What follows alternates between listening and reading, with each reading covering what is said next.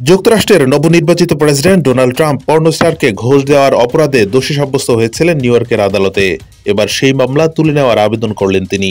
আগামী জানুয়ারিতে যুক্তরাষ্ট্রের প্রেসিডেন্ট হতে যাওয়া ডোনাল্ড ট্রাম্পের আইনজীবীরা মঙ্গলবার আনুষ্ঠানিকভাবে নিউ ইয়র্কের আদালতে আবেদন করেছেন।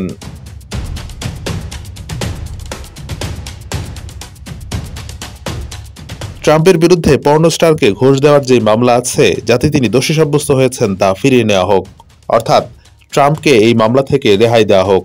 বস্তুত ছেলে হান্টার বাইডেনকে মার্কিন প্রেসিডেন্ট জো বাইডেন ক্ষমা করে দেওয়ার পরেই এই রাস্তায় হাঁটলেন ডোনাল্ড ট্রাম্প। ট্রাম্পের আইনজীবীরা আদালতকে জানিয়েছেন, আগামী বছরের ২০ জানুয়ারি শপথ নেবেন ডোনাল্ড ট্রাম্প।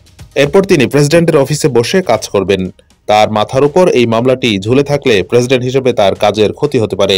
সেই কারণে এই মামলাটি সরিয়ে নেওয়া উচিত। ট্রাম্পের বিরোধী আইনজীবীরা অবশ্য এই যুক্তির সঙ্গে একমত হতে পারেননি। তাদের বক্তব্য, ট্রাম্পের আইনজীবীরা যে যুক্তি দিয়েছেন তার কোনো বাস্তবতা নেই। ম্যানহাটানে গত মাসে বিচারপতি জোয়ান মার্চান বলেছেন, ট্রাম্পের বিরুদ্ধে যেই শাস্তি ঘোষণা হবে তা আপাতত পিছিয়ে দেওয়া হচ্ছে অনির্দিষ্টকালের জন্য, কারণ প্রেসিডেন্ট হয়ে অফিস গুছিয়ে নিতে তার সময় লাগবে।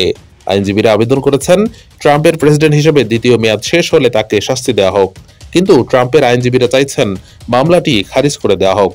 ট্রাম্পের আইনজীবীরা হান্টার বাইডেনের প্রসঙ্গ তাদের সওয়াল জবাবে তুলে ধরেছেন। তাদের বক্তব্য, অপরাধ প্রমাণিত হওয়ার পরেও জো বাইডেন তার ছেলেকে প্রেসিডেন্টের ক্ষমতা ব্যবহার করে ক্ষমা করে দিয়েছেন। একইভাবে প্রেসিডেন্ট নির্বাচিত হওয়ার জন্য ট্রাম্পের মামলাটিও খারিজ করে দেওয়া উচিত।